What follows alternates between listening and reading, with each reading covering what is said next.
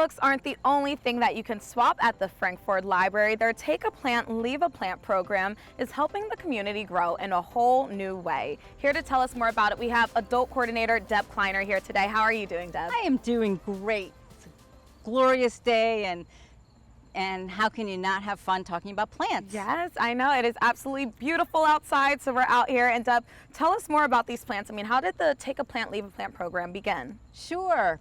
I like to say that the Frankford Public Library is sort of the library that could. We're like this big. Yes. But we do all sorts of interesting programming. A lot of it is based on what our patrons want. Yeah. And so this started because we had some knitters and crocheters who come every week, and most of us are from someplace else. Mm-hmm. And so the conversation was started about gardening and, and how do you garden in Delaware? And so what we ended up doing is introducing some gardening related programs. Okay. Last spring we did our first plant swap, and it was wildly successful. We had more people for that than most of our other programming. Nice. Wow. So I love how you're really listening to the community to come together for something that you all have in common. Tell me a little bit more about this plant swap. I mean, let's say I come with my plant. What happens next?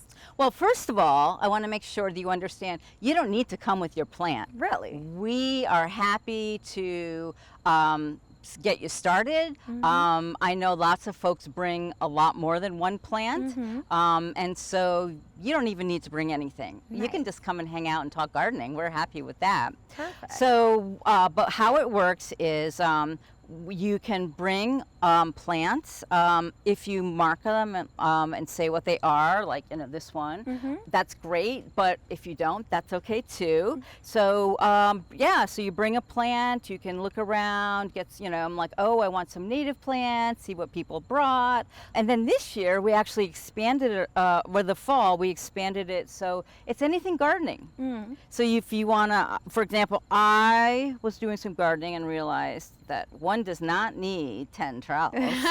So Yes. so it's anything gardening that you want to bring.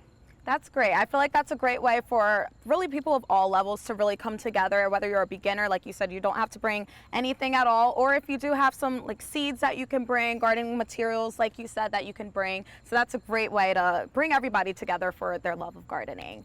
Can you tell me a little bit about why you think that libraries and plants make such a great pairing together?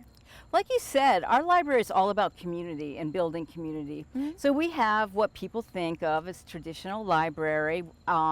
So we do, we have a great book group, for example, and, we have a wonderful collection. Mm-hmm. Our children's coordinator does story time, and in fact, she goes to Parsons Farm and does story time. So we have the traditional, but like you said, we're such a part of the community. Mm-hmm. So we do things like plant swaps, or somebody said, oh, I want to learn how to play Mahjong. So now we have a Learn How to Play Mahjong. Nice. So we really try to listen to the community, and it's fun. I'm Yeah. having fun. Yes, I mean, it sounds like so much fun. I mean, you guys didn't even see before this interview. I was like, oh my God, I love that aloe plant. She was like, you can have it. Now I'm like so excited to be a plant mom and take it home with me. So it does sound like a really fun time, honestly. Just one more time, if you can recap everything that the Frankford Library has to offer, all of the programs that you guys have. Sure. The adult programming, we have our groups that come every week, Mm-hmm. Things like knitting and crocheting and playing Mahjong, playing games, and our book group, first Friday of the month. And then we do lots and lots of other activities. We have some really interesting, I want to call them crafts, but they're super interesting. We do learn how to do watercolors, but we also have lots of children's programming, things that you would expect, story time. We've got a book group that's starting that's really focused towards homeschoolers. So there, we have that, and we also have a young adult program. Fun. So I know that they play, Dungeons and Dragons, for example, and they have a movie night. And Fun. so yeah, we have something for everybody. Yeah, it sounds like you have a little bit of something for everybody. So CoastLife, like Deb was saying, fall is the best time to plant your plants and get started. So now is the perfect time to join this club. What would you say to anybody who's having like nervous feet or just never planted before or interested in joining? You can't go wrong. I mean, you put a plant in one place, you move it to someplace else if it's not happy. And quite frankly, it's a fun thing.